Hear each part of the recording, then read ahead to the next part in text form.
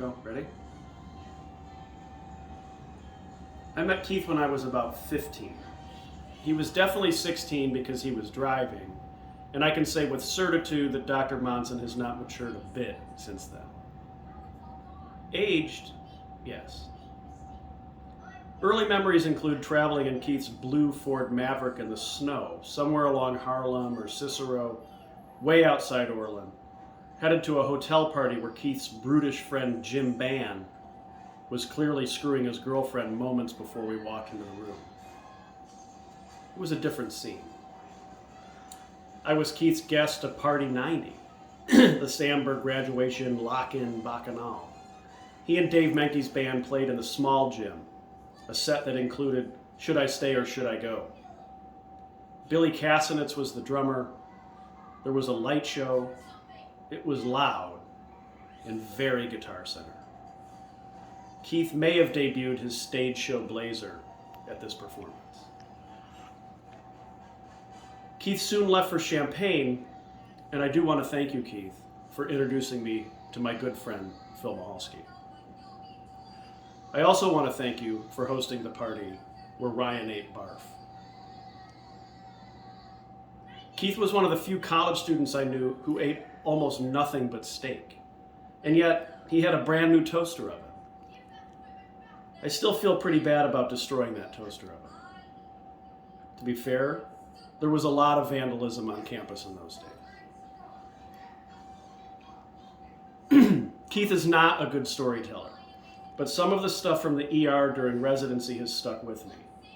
The drunk Michigan deer hunters who fell out of tree stands onto their own arrows, the guy whose wife literally cored out his lower GI with a power drill, and of course, why she did it.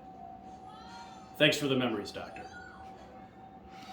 One thing I do begrudge Keith is his success, which includes his actual infuriating, compounding success, but also his absurd good fortune at the track, and most gallingly, that Soldier Field skybox for the U2 show.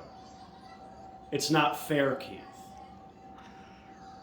As I consider our different paths, I do want to note that Keith is now a drug dealer and I work in criminal defense. But I give Keith credit for keeping these old friendships together for so long and for inviting us all, me especially, to participate in so much different stuff of life.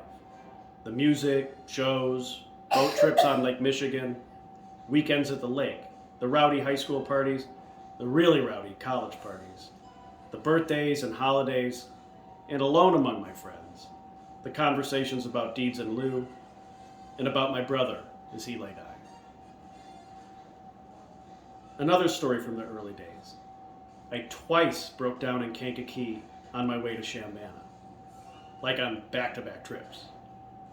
The first time, calling from a payphone, my dad came down from Orland and got me. The second time, though, I called Keith somehow, and he drove up and took me back to Champaign.